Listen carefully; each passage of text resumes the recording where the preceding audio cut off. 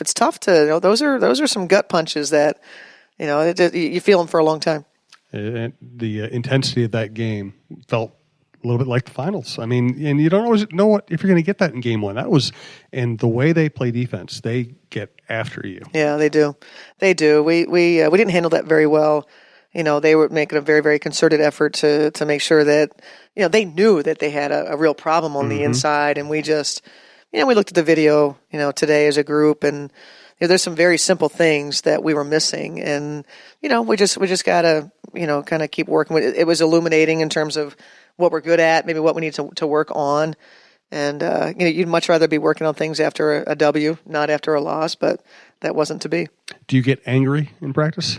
I do. That's happened on occasion, Jim.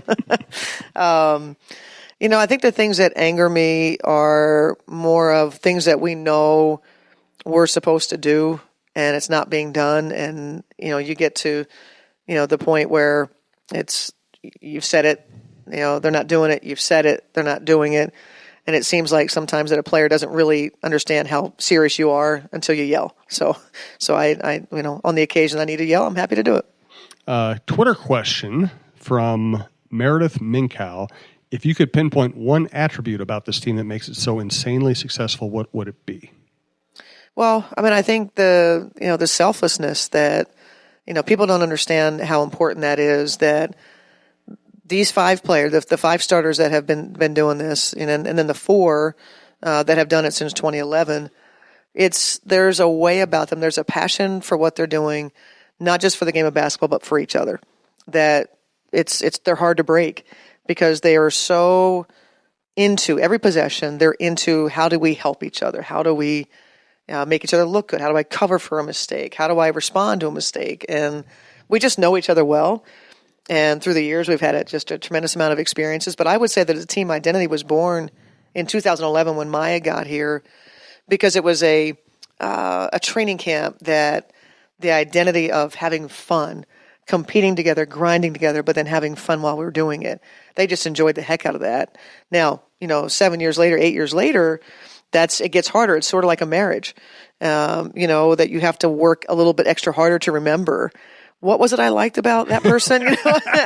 I'm sure your wife doesn't say that about you, Jim. I'm sure she's reminded every day how much she loves never says that about me in my presence. Right. Yeah. So sometimes it's work, right? That you have to, go and don't focus on, again, the longer you're together, the more things that creep in that maybe get on your nerves, or, certainly with the coach, have the same coach the whole time, that you have to find ways to remember what our ideals are, what we were founded on, and find ways to preserve those things. And this group has really embraced that we know it's not just about talent. Talent certainly helps, but it's more in the way that we conduct ourselves. Another question from Meredith: which team in the WNBA has made the biggest jump in talent from last year to this year? It's hard to know that since we haven't seen them. I think that you have the sort of the off-season moves that people projecting. I don't love that because I think that just because, like we saw it with Washington last year, it takes time. People had them penciled in. They're going to be competing for a championship. It's really hard to do. So I think if you simply say, who do we think got better? I think that Atlanta got better in hiring Nikki Collin as the coach. That was first. And then in free agency acquired 2 key players, a starter from Chicago, Jessica Breland, who's now a starter for them in Atlanta, and then Renee, who now is actually starting for Atlanta. So I think those were 2 key moves. It gives them in Jessica Breland's case, something that they needed, the power forward spot. With Renee, she's now pairing with Lasia Clarendon, who was an all-star last year. So I think that's certainly the case. But I think if anybody thinks that it's not Dallas, in a simple addition of one player, Elizabeth Cambage, and then they were able to in the draft get pretty darn lucky that Azrae Stevens did not go higher than I think they were 5 or 6, whatever they were. So I think that Dallas would be if somebody said you have to pick one, that's probably the team I would say. Another question, this one from Lynn Thompson. Is it just chance that the three best players on the Lynx wear numbers that come in perfect sequence, 13, 23, 33? Yeah, I've always enjoyed that. I always thought that was so cool, and it is by chance. It's just always a number. Each of them, always numbers that they've always worn.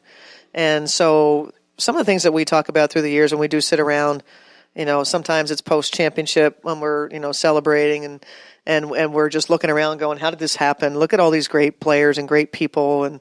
But then there's things like that you go, like, how did that happen? How did it end up being 13, 23, 33? And then it's 32, 34. Like, it's really fascinating, that was the rest of her question. Yeah. So it is all by chance. And that's why I say, let's remember how special this is, because the stars aligned for us.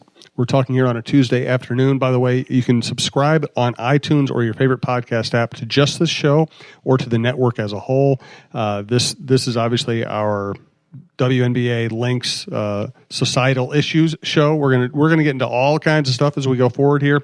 We pretty much have all the local sports covered. We're still expanding. We also have a business show that is actually the only interesting business show I've ever heard. So you can check out everything at talknorth.com, subscribe, do whatever you like. We do appreciate all of our listeners.